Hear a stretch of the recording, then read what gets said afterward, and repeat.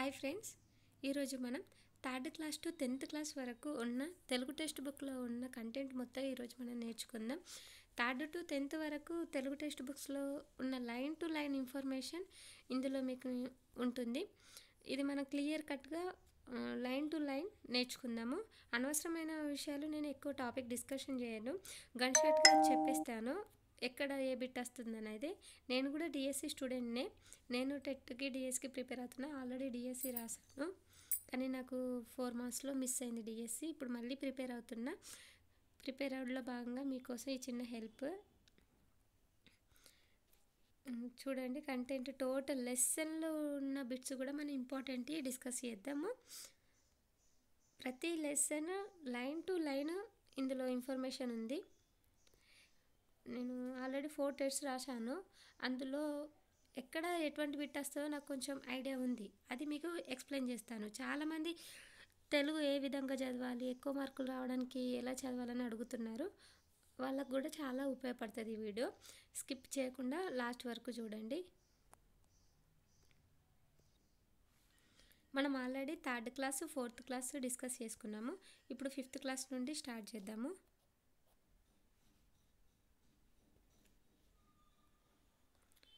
Fifth class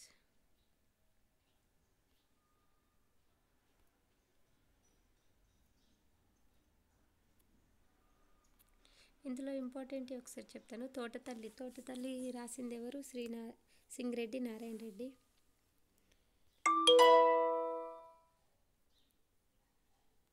Purvi భూమి అర్థాలు కూడా మనం ఎక్స్ప్లెయిన్ చేసుకున్నాము. 4వ తరగతి తెలుగు టెక్స్ట్ బుక్ ఇది కూడా ఎక్స్ప్లెయిన్ చేసుకున్నాము ఆల్రెడీ. ఇప్పుడు 5th క్లాస్ నుండి ఎక్స్ప్లెయిన్ చేసుకుందాము. 5th క్లాస్ పద్యాలు కంప్లీట్ ఆఫ్టర్ ఎలకవిందు కూడా చెప్పుకున్నాము. అర్థాలు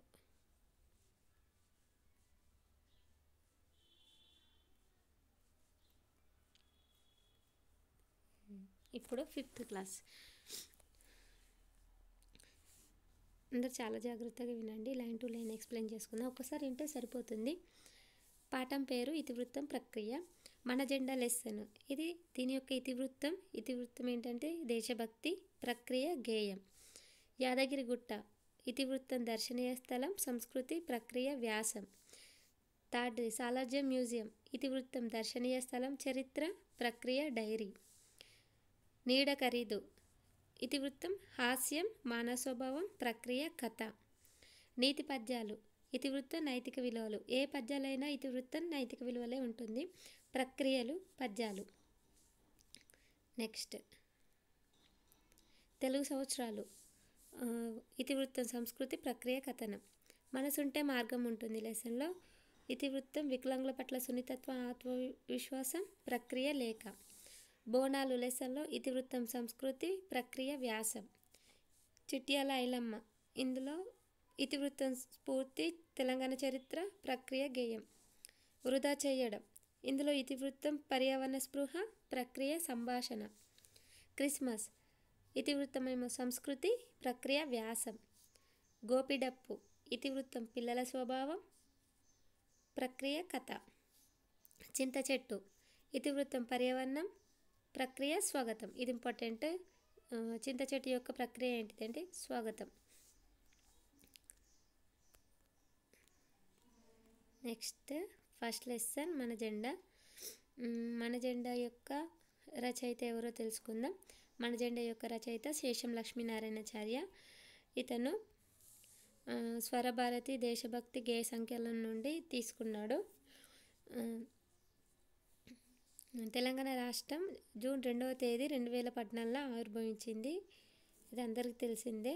మన తెలంగాణ పుష్పము, తెలంగాణ పక్షి, రాష్ట్ర పక్షి, తెలంగాణ జంతువు ఏంటిదో మనం ఇప్పుడు చూద్దాము. తెలంగాణ జింకను దేనికి ప్రతీకగా భావిస్తాము, పాలపిట్టను దేనికి ప్రతీకగా భావిస్తాము చూద్దాము ఇప్పుడు.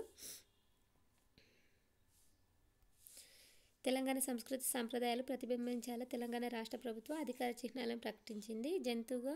రాష్ట్ర జంతువుగా జింకను. ఈ జింక దేనికి సంకేతము అంటే మంచితనానికి గుర్తు. రాష్ట్ర పక్షిగా పాలపిట్ట, ఇది శుభ సూచికంగా భావిస్తాము. రాష్ట్ర పుష్పం తంగేడు.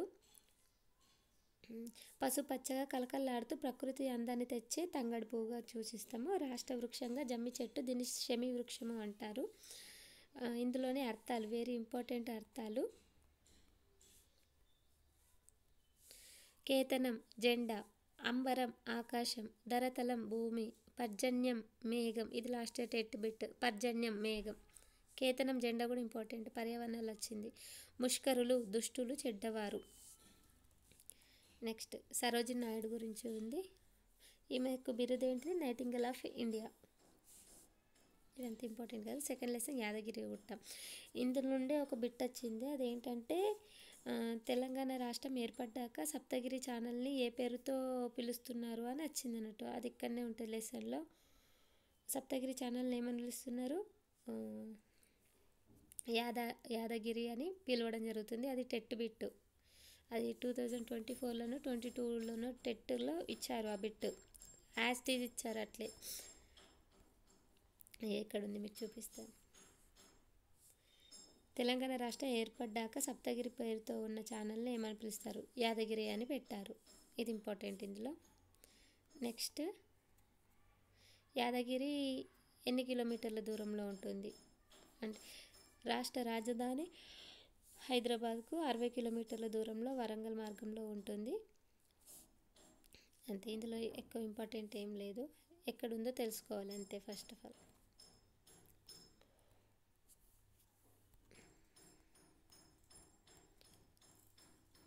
నెక్స్ట్ ఇక్కడ సాలార్జంగ్ మ్యూజియం లెసన్ ఉంది. ఇది చాలా ఇంపార్టెంట్. ఇందులోకి వెళ్ళి కూడా బిట్స్ వచ్చాయి. ఏంటంటే సాలార్జంగ్ మ్యూజియంలో, ఇది హైదరాబాద్లో ఉన్న దర్శనీయ స్థలంలో ఇది ఒక ముఖ్యమైన వస్తు ప్రదర్శనశాల. ఇది మూసీ నదికి ఎక్కడ దక్షిణ ఒడ్డున ఉంది? దార్ ఉల్ షిఫా అనే ప్రాంతంలో ఉంది. హైదరాబాద్ చెందిన నిజాం పాలకులలో సాలార్జంగ్ కుటుంబం చెందిన మీర్ యూసుఫ్ అలీ ఖాన్ సాలార్జంగ్ III ఎవరు? సాలార్జంగ్ III నిర్మించాడు. నెక్స్ట్ ఇది అర్ధచంద్రాకారంగా ఉన్న మ్యూజియం 1951 డిసెంబర్ 16న ప్రజలు చూసేందుకు తెరిచారు. భారతదేశంలో ఉన్న అతిపెద్ద మ్యూజియంలో ఇది ఎన్నో స్థానంలో ఉంది? 3వ స్థానంలో ఉంది. ఇది ఇంపార్టెంట్. ఎట్లా అంటే లైన్స్ 4 లైన్స్ ఇచ్చి ఇందులో ఏది కరెక్ట్ ఏది రాంగ్ అనేటి ఇస్తారు. ఇది 3వ స్థానంలో ఉంది. ఇది భారత పార్లమెంటు దీన్ని జాతీయ ప్రాముఖ్యత గల సంగ్రహాలయంగా గుర్తించారు. దీనిలో మొత్తం ఎన్ని అర్రలు? 38 అర్రలు ఉన్నాయి. ఇది 3వ స్థానంలో ఉంది. దీనిలో 38 అర్రలు ఉన్నాయి. ఒక్కొక్క అర్రలో ఒక్కొక్క తీరుకు ఎన్నో కళాఖండాలు ఉన్నాయి. ఇది గుర్తుంచుకోవాలి. నెక్స్ట్ ఇందులో ఒక ప్రత్యేకత ఉంటుంది అన్నట్టు. ఏంటిదంటే ప్రసిద్ధి చెందిన రెబెకా శిల్పం అర్ర ఒకటి ఉంటుంది. రెబెకా శిల్పం ప్రత్యేకత ఏంటిదంటే ఒక ఆడ మనిషి నెత్తి మీదకి వెళ్ళి కింది దాకా సన్నటి పరద కప్పుకున్నట్టు ఉంటుంది అన్నట్టు. అతడు అట్లా చెక్కిండు. ఆ పరద కూడా కనిపించేటట్టు చెక్కిండు అన్నట్టు. పరద నుండి ఒక ఆడ మనిషి రూపం కనిపిస్తుంది. ఎంత బాగా చెక్కిండో ఈ శిల్పి. ఆ బొమ్మ చెక్కలేదు, ఆ బొమ్మ లెక్కలేదు. నిజంగా మనిషి మూసు కప్పుకొని నిలబడి చూస్తున్నట్లుంది. ఆ శిల్పం చెక్కిన ఆయన 19వ శతాబ్దానికి చెందిన జీబీ బెంజోని. ఇతను ఇటలీ దేశానికి చెందినవాడు. ఇది ఇంపార్టెంట్. 19వ శతాబ్దం చెందిన జీబీ బెంజోని, ఇటలీ దేశస్థుడు. ఇది ఇంపార్టెంట్. నెక్స్ట్ ఏది ఇంపార్టెంట్ అంటే ఒక సైడ్ ఏమో ఆడ మనిషి ఉంటుంది, ఇంకో సైడ్ ఏమో మగ మనిషి ఉంటుంది. అది ఆ పాయింట్ ఇంపార్టెంట్ ఇందులో. ఏంటంటే 19వ శతాబ్దానికి చెందిన ఫ్రాన్స్ దేశస్థుడు. ఆ శిల్పంలో ఉన్న మనుషుల పేర్లు అంటే ఒక మనిషి ముందటికేమో ఒకలాగా కనిపిస్తాడు, వెనకకి ఒకలాగా కనిపిస్తాడు. అద్దం పెడితే వెనకకి ఇంకో రూపం కనిపిస్తుంది కదా, అందులోకి ఒకలాగా కనిపిస్తాడు. చూడండి, మనుషుల పేర్లు మెఫిస్టోఫిలిప్స్ ముందు, మెసిఫ్టోఫిలిస్ ముందు, మార్గరిటా వెనుక. ఇద్దరు జర్మన్ దేశంలో ప్రదర్శించే ఒక ప్రముఖ నాటకలో ముఖ్య పాత్రలు వాళ్ళు అన్నట్టు. నెక్స్ట్ ఇక్కడ ఉంది చూడండి. ముందుగా ఒక అర్రకు పోయినామా, అక్కడ అన్ని చెక్క శిల్పాలు వస్తువులు ఉన్నాయి. అర్ర నడిమిట్ల నిలువెత్తు చెక్క శిల్పం, దాని వెనుక అద్దం పెట్టారు. ముందు నుంచి చూస్తే మగ మనిషి, వెనుక నుండి చూస్తే ఆడ మనిషి బొమ్మలు కనబడతాయి. ఎంత అద్భుతంగా ఉంది ఈ పనితనం. చెక్కిన ఆయన చేతులకు మొక్కాలి కానీ గొప్పైన పేరు. ఆయన 19వ శతాబ్దం చెందిన ఫ్రాన్సు దేశస్థుడు, అంతే తెలుసు. అందులో ఉన్న ముందటి బొమ్మ పేరు, మగ మనిషి పేరు మెఫిస్టో ఫిలిప్స్, వెనుక బొమ్మ పేరు మార్గరిటా, ఆడ మనిషి. ఇవి రెండు ఇంపార్టెంట్ ఇందులో.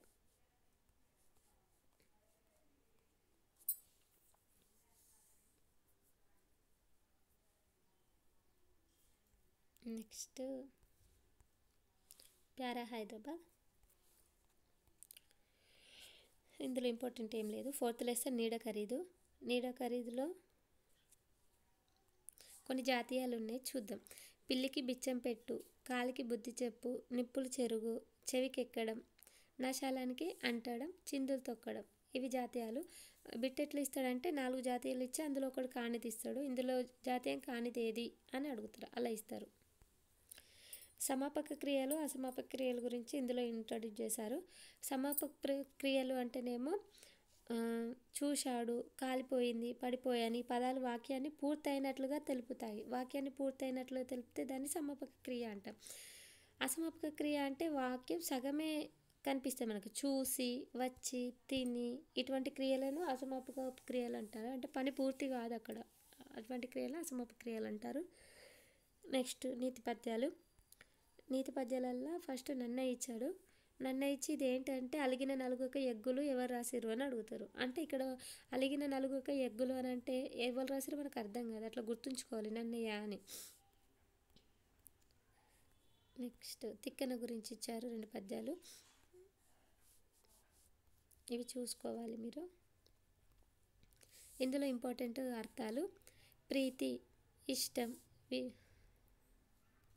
ప్రీతి, ఇష్టం, వివేకం, తెలివి, సజ్జనులు, మంచివారు, పర్వెందుని, చంద్రుడు. పర్వెంద్రుని అంటే చంద్రుడు ఇంపార్టెంట్. వచనములు, మాటలు, క్రోధం, కోపం. నెక్స్ట్ కింది పదాలను ఉపయోగించి సొంత వాక్యాలు రాయండి. ధర్మ, శపథ, అనకువ, లోభం, శరణు. ఇది మనకు సొంత వాక్యాలు అనేది డిఎస్సి టెట్లో లేదు. ఇంతకుముందు చెప్పాను కదా సమాపక క్రియ, అసమాపక క్రియకు సంబంధించి. వచ్చి, చేసింది, పాప వచ్చి భోజనం చేసింది, అలా. వచ్చి అసమాపక క్రియ, చేసింది భూతకాలం.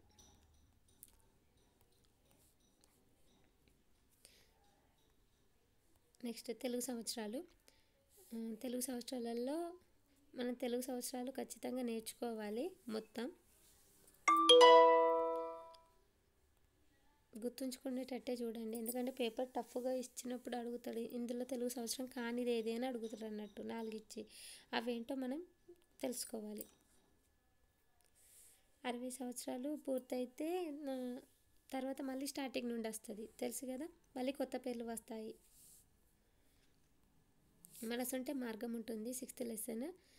ఇందులో ఇంపార్టెంట్ ఏంటంటే ఇందులో ఇంపార్టెంట్ ఏం లేదు. ఇక్కడ ఏంటంటే బట్టలు, కొన్ని పర్యాయపదాలు ఉన్నాయి, చూద్దాం.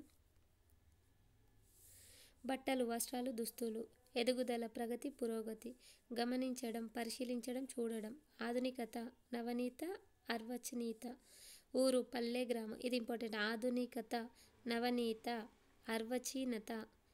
ఇది ఇంపార్టెంట్, ఎందుకంటే కొంచెం డిఫరెంట్గా ఉంది, ఈసారి ఇవ్వచ్చు ఇటువంటి. కింది వాక్యాలను చదవండి. కర్త కర్మక్రియలను గుర్తించి పట్టికలో రాయండి. కర్త కర్మక్రియలను రాయండి అట. నితీష్ సౌజన్యకు బహుమతి ఇచ్చాడు. ఇందులో కర్త నితీష్, కర్మ బహుమతి, అట్లా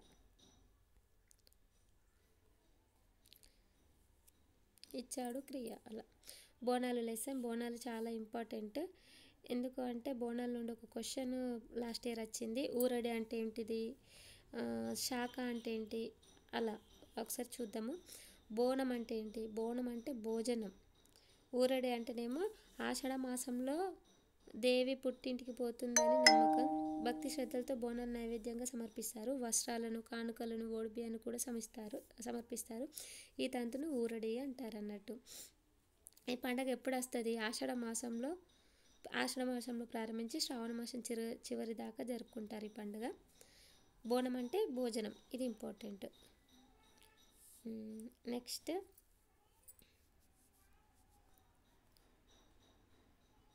రంగం ఎక్కడం. రంగం ఎక్కడం అంటే శివశక్తులు భవిష్యవని చెప్తారు, దాన్నే రంగం ఎక్కడం అని అంటారు.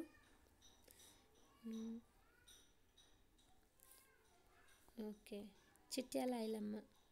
ఈ పాఠం ఉద్దేశం ఏంటంటే అన్యాయాన్ని ఎదిరించడం వీరుల లక్షణం. తెలంగాణ ఎంతోమంది వీరులు వీరవంతలు విలయం. వీళ్ళలో ఒకరైన చాకల ఐలమ్మ గురించి తెలియజేయడమే ఈ పాఠం యొక్క ఉద్దేశం అన్నట్టు. చాకల ఐలమ్మ గురించి తెలియజేయడమే పాట రూపంలో చెప్పారు.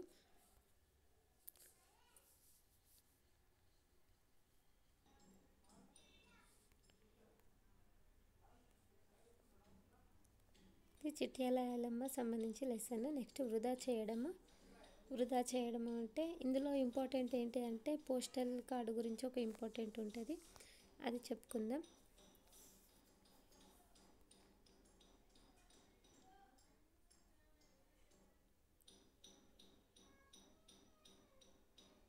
పోస్టర్ పరిచయం చేయడం. కొంత అందమైనది వాక్యాలు క్రియలు లేదు.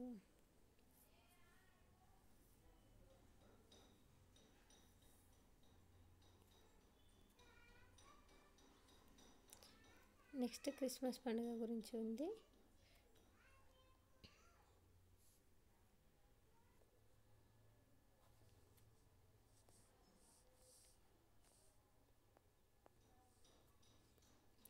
గోపిడప్పు నెక్స్ట్ లెసన్. గోపిడప్పు గురించి తెలుసుకుంది. ఇందులో ఇంపార్టెంట్ ఏంటంటే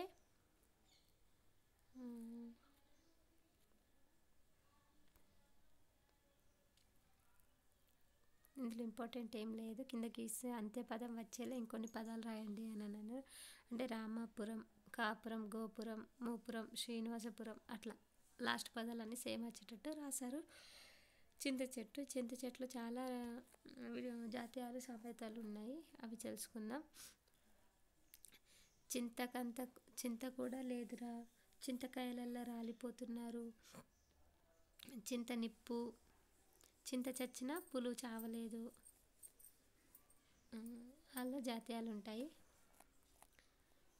చింతకాయలు ఖర్చు పెట్టు, చింతకాయ తొక్కు, దేవునికి మొక్కు, చింత చచ్చిన పులుపు చావలేదు, చింతకాయలకు మంత్రాలు రాలవు, చింతకాయలల్లే రాలిపోతున్నారు, ఇవన్నీ జాతీయాలు.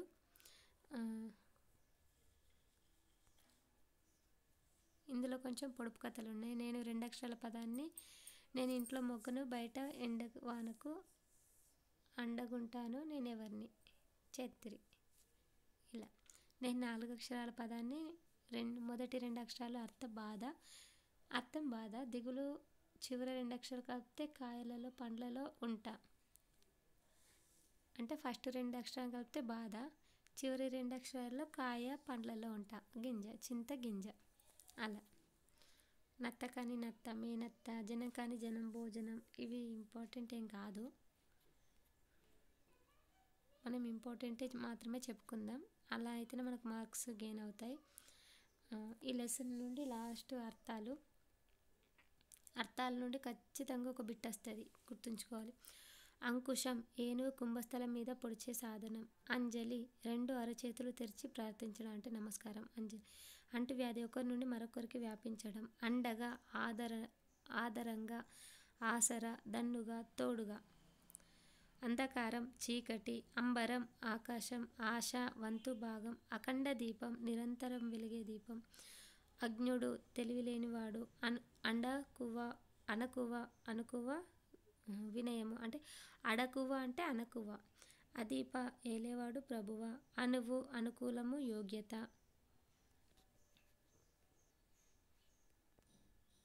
అన్యులు ఇతరులు, అప్రియము ఇష్టం లేనిది, అభివాదం నమస్కారం, అభిషేకం స్నానం, అర్ర గది, అరిష్టం కీడు, అలంకరణ ముస్తాబు, అల్లరు వికసించు ఉప్పు, అలుగు మత్తడి, చెరువు నిండగా ఎక్కువైన నీరు పోయే ప్రదేశం, అలుగులు బాణాలు ఇంపార్టెంట్, అలుగులు బాణాలు, అవని భూమి, అశాంతి శాంతి లేకపోవడం, అష్టోత్తరం 108. అలా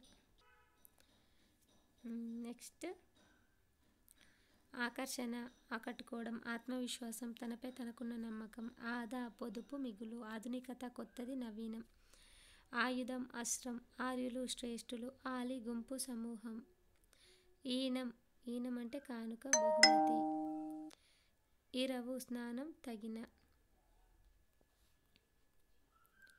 ఉర్వి భూమి, ఊకే ఎప్పుడు మాటిమాటికి. ఊట నీళ్ళు, నీళ్ళూరే స్థలం. ఊరడి, ఊరడి అంటే ఉపశమనం, ఊరాట. ఎక్కువ, ఎగిసిన ఎగిరిన, ఎగ్గులు, నిందలు. ఎన్ను ఎంచు, ఎన్ను అంటే ఎంచు, లెక్కపెట్టు. ఒడిసింది, పూర్తయింది, అయిపోయింది అన్నట్టు. ఓనరు, ఒప్పు కలుగు. ఒరులు, ఇతరులు. కథన భీతుడు, యుద్ధం అంటే భయపడేవాడు. కనికట్టు, ఇంద్రజాలం, మాయాజాలం. కయ్యం, కొట్లాట. కర్షకుడు, రైతు.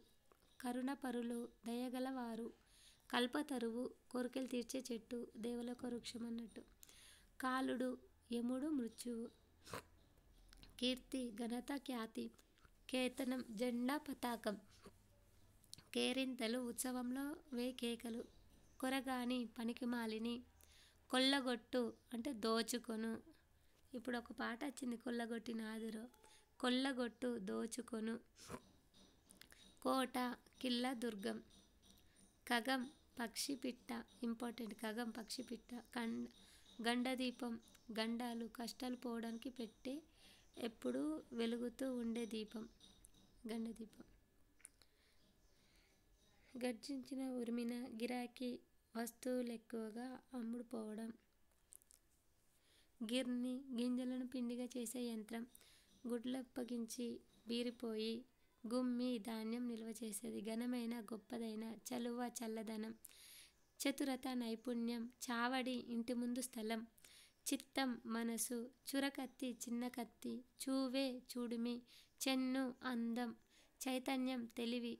చౌరస్తా, 4 రోడ్లు కలిసే చోటు. జనసమర్థం, ఎక్కువ జనం. జన్మ హక్కు, పుట్టుకతో వచ్చే హక్కు. జయంతి, పుట్టినరోజు, జన్మదినం. జలకమాడు, స్నానం చేయు. జలాశయం, అధికంగా నీరు నిల్వ ఉండే చోటు. జాగీరు, రాజులు బహుమతంగా ఇచ్చిన భూమి. జిత్తులమారి అంటే మోసకారి. టక్కరి, మోసగాడు. డైరీ, దినచర్య రాసే నోటు పుస్తకం. తంతు, పద్ధతిగా చేసే పని, ఉపాయం. తంతు. తనువు, శరీరం. తరుణం, సమయం. తలుపు, జ్ఞప్తికి తెచ్చుకోవడం. తలుపు అంటే జ్ఞప్తికి తెచ్చుకోవడం. తివాచి, కింద పరిచేది. తేరంగు, విధము, చెక్కనైన. తొవ్వ, దారి, మాట, మార్గం. త్రివర్ణం, 3 రంగులు. దండి, గొప్ప. దంతం, పన్ను. దర్శించు, చూచు. దరువు, చప్పుడు. దానహీనుడు, లోభి, పసిడి, దానం చేయనివాడు. దీవెన, ఆశీర్వాదం. ఇక్కడ పసిడి చూడండి, బంగారం కూడా అవుతుంది, కానీ దానహీనుణ్ణి, దానం చేయని వాడిని కూడా పసిడి అంటాం. ధర్మాత్ములు, చెడ్డ బుద్ధి గలవారు. ధూప, దప్పిక, దాహం. దేదీప్యమానం, బాగా వెలిగేటి కాంతి. దొడ్డ, గొప్ప, పెద్ద. దోస్తులు, స్నేహితులు, మిత్రులు. ధర్మజుడు, విధి, ఆచారం, పుణ్యము, న్యాయము తెలిసినవాడు. ధర్మజుడు. ధర్మపుణ్యము, న్యాయము. ధర్మము అంటే పుణ్యము, న్యాయము. ధార్మికుడు, పుణ్యాత్ముడు. నమ్రత, వినయం, అణకువ. నమామి, నమస్కారం. నరవర, రాజు. నశించు, నాశనమగు. నాతి, స్త్రీ. నిగిడి, తొందరపడి. నిమగ్నం, లీనం కావడం. నిరాశ, ఆశ లేకపోవడం. నిష్ఠురత, కఠినత. నుడువుట, చెప్పుట. నృత్యం, నాట్యం. నేస్తం, దోస్తు, మిత్రుడు. నైవేద్యం, దేవునికి సమర్పించేది. నౌక, ఓడ. పంతం, పట్టింపు. పటం, చిత్రం, బొమ్మ. పట్టుదల, వదలని పట్టు. పతాకం, జెండా. పథము, తోవ, దారి. పన్నీరు, అత్తరు. పరద, తెర.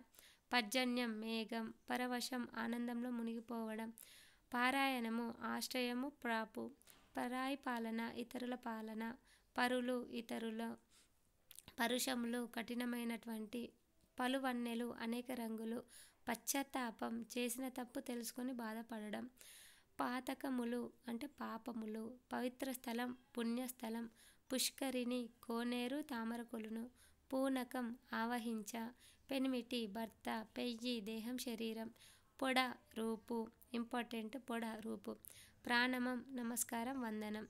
ప్రత్యక్షం, కంటితో చూసేది. ప్రతాపం, పరాక్రమం, వీరత్వం, శౌర్యం. ప్రధానం, ముఖ్యం. ప్రమిద మట్టితో చేయబడిన దీపపు పాత్ర. ప్రసన్న రూపం ప్రశాంతమైన రూపం. ప్రియము ఇష్టము స్నేహము. ప్రీతి ఇష్టము. ఫిరంగి తోపు. ఫిర్యాదు ఆరోపించు ఫిర్యాదు చేసిర్రు అంటారు కదా. బన్నము అవమానం ఇంపార్టెంట్. బన్నము అవమానం. బల్మి బలం. బస విడిది. బువ్వ అన్నం ఆహారం. బొళ్ళు వంట పాత్రలు. భంగపడుట అవమానపడుట. భవిష్యవాణి జరగబోయేదాన్ని చెప్పేది. భాషలు మాటలు. భూతము ప్రాణి. భోగం సుఖం. మంద గుంపు. మత్త మదం. మదము గర్వం. మధురం తీయనైనది. మనము మనస్సు. మహిమ గొప్పతనం. మాసం నెల. విద్య అబద్ధము భ్రమ భ్రాంతి. మురిపెం ముద్దుగా చూడడం. ముస్తాబు అలంకరణ. మ్యూజియం వస్తు ప్రదర్శనశాల. మొక్కు దండం పెట్టు. మోదం సంతోషం ఆనందం. ఇది ఇంపార్టెంట్. మోదం సంతోషం ఆనందం.